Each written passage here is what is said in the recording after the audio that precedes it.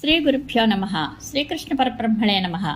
శ్రీమద్ భాగవత మహాపురాణం నందలి దశమస్కంధంలోని ఉత్తరార్థం నందు 28వ అధ్యాయం ప్రారంభం.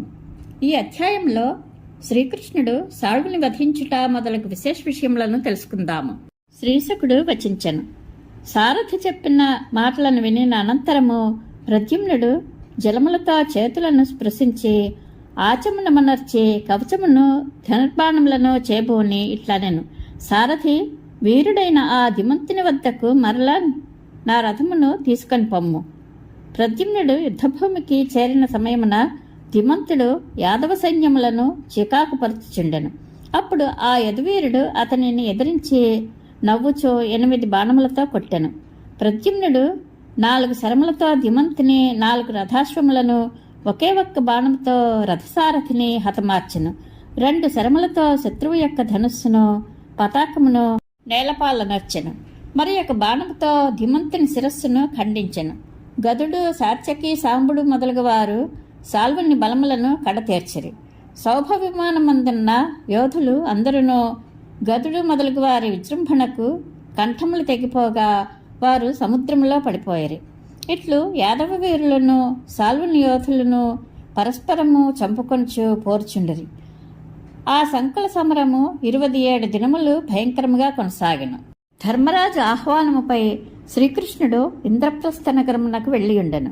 రాజసూయ యాగము ముగిసెను. శిశుపాలుడు వధింపబడెను.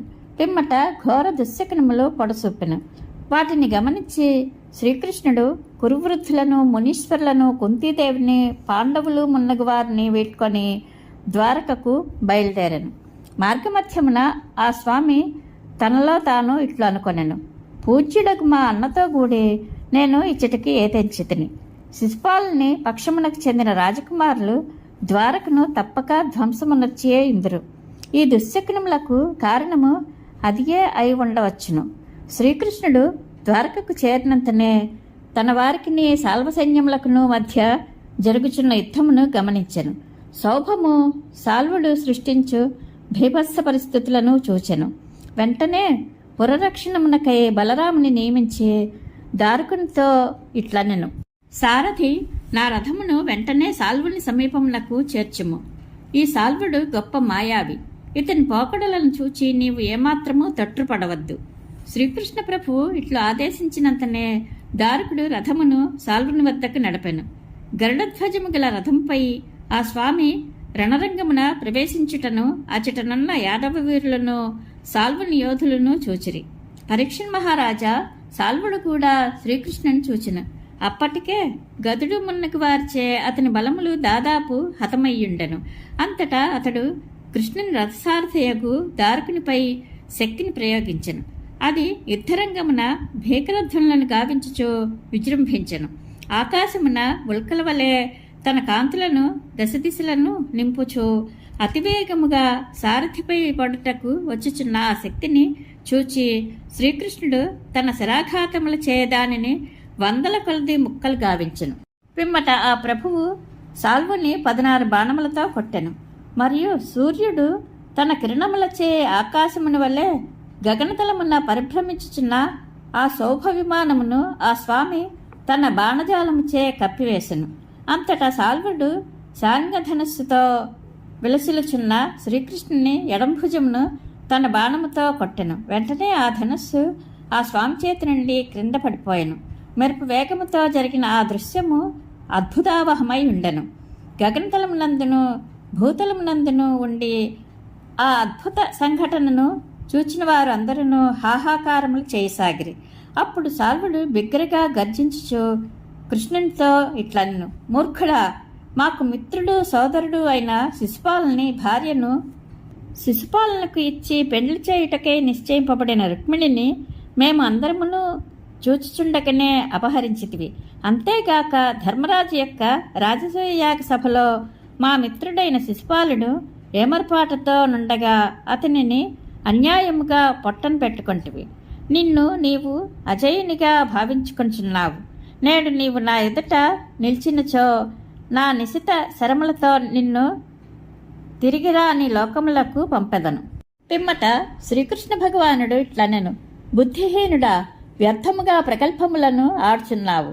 నిన్ను కబళించుటకై మృత్యువు నీచెంతనే ఉన్న సంగతిని గ్రహింపలేకున్నావు. శూరులు నీవలే ప్రలాపములను పలుకరు, యుద్ధమున తమ పౌరుషములను చూపుదురు. కృష్ణ పరమాత్మ ఈ విధముగా నుడివి మిగుల ఆవేశముతో తన గదను భయంకరముగా గిరగిరా త్రిప్పుచు సాల్వుని భుజసంధులపై కొట్టెను. అంతట సాల్వుడు నోటి నుండి రక్తము క్రక్కుచు కంపించిపోయెను. శ్రీకృష్ణుని గద ఆ స్వామిని చేరినంత లోపల సాల్వుడు అంతర్ధానమైపోయెను.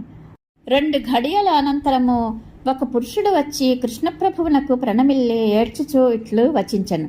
కృష్ణ కృష్ణ మహాబాహు, దేవకీమాత పంపగా నేను నీ సన్నిధికి వచ్చితిని. పితృవత్సల, సాల్వుడు నీ తండ్రి యొక్క వసుదేవుని బంధించి కసాయివాడు పశువులను వలె తీసుకుని పోయెను. ఈ అప్రియమైన వార్తను విన్నంతనే శ్రీకృష్ణుడు సామాన్య మానవుని వలె ఖిన్నుడాయను. పితృభక్తి కారణముగా ఆ స్వామి సాధారణ వ్యక్తి వలె జాలిపడుచు ఇట్లు అనుకొనెను. నా అన్నయ్యకు బలరాముడు సురాసురులకును అజేయుడు. అతడు అనుక్షణము అప్రమత్తుడై ఉండును. దుర్బలుడైన సాల్వుడు అంతటి పరాక్రమశాలి అయిన మా అన్నను జయించి మా తండ్రిని ఎట్లు తీసుకుని పోయెను? విధి బలీయము కదా. గోవిందుడు ఇట్లా తలపోయిచుండగా సాల్వుడు తన మాయతో రచించిన వసుదేవుని ఆకారంతోనున్న ఒక పురుషుని తీసుకుని వచ్చి ఆ ప్రభువుతో ఇట్లు వచించెను. పామరుడా, ఇదిగో నీ జనకుని చూడుము. ఇతడనిన నీకు పంచప్రాణములు. ఇతని కొరకే నీవు జీవించుచున్నావు. నీ సమక్షముననే ఇతనిని వధింతును. సమర్థుడవైనచో ఇతనిని రక్షించుకొనుము. మహామాయావి అయిన సాల్వుడు ఈ విధముగా శ్రీకృష్ణుని భయపెట్టి మాయారచిత వసుదేవుని యొక్క శిరస్సును ఖండించెను.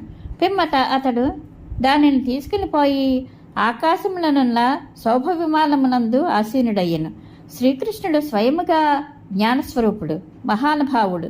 ఈ సంఘటనను చూచిన పిదప తన తండ్రిపై గల ప్రేమ కారణముగా అతడు ఒక ముహూర్త కాలము సామాన్య మానవుని వల్లే ఖిన్నుడయ్యను. కానీ వెంటనే ఆ స్వామి అది అంతయును సాల్వుడు మైను నుండి పొందిన ఆసురీయ మాయా ప్రభావమే అని తెలుసుకొనెను.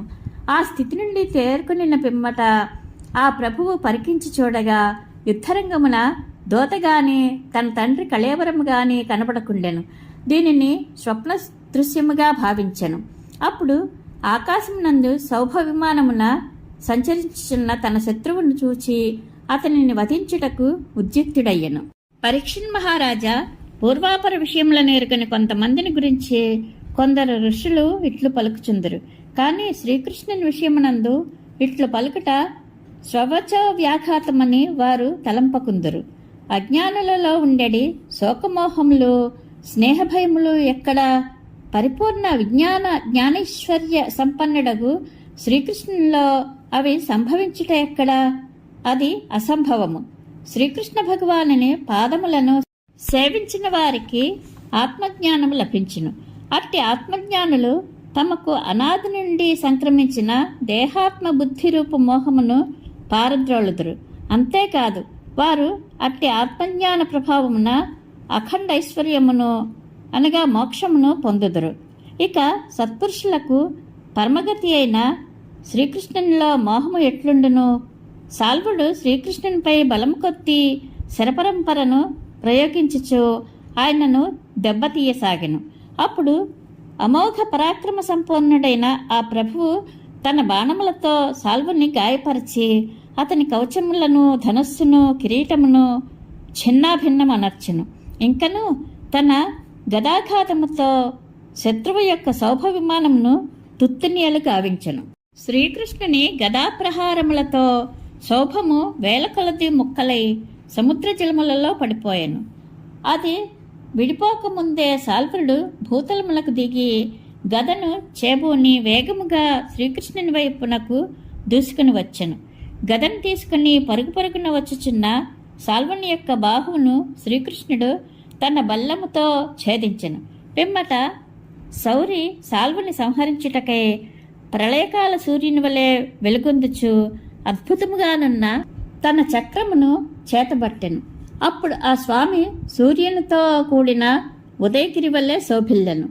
కర్ణకుండలములతో మణికిరీటములతో విలసిల్లుచున్న ఆ మాయావి శిరస్సును శ్రీహరి ఆ చక్రముతో వృత్రాసురుని శిరస్సును ఇంద్రుడు వజ్రాయుధంతో వలె ఖండించెను. అప్పుడు సాల్వుని పక్షమునకు చెందిన సైనికులు ఎల్లరూ హాహాకారములు గావించిరి. మహారాజా శ్రీకృష్ణుని గదాఘాతమునకు శౌభము సముద్రమున కూలిపోగా పాపాత్ముడు సాల్వుడు నిహతుడు కాగా ఆకాశమున దేవతలు దుందుభులు మ్రోగించిరి.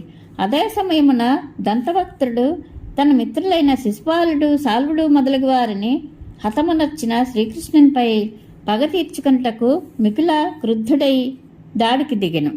ఇది శ్రీమద్భాగవత మహాపురాణం నందలి దశమస్కంధములోని ఉత్తరార్ధమునందు 28వ అధ్యాయము సంపూర్ణము. శ్రీకృష్ణానుగ్రహ ప్రాప్తిరస్తు. శుభం భూయాత్.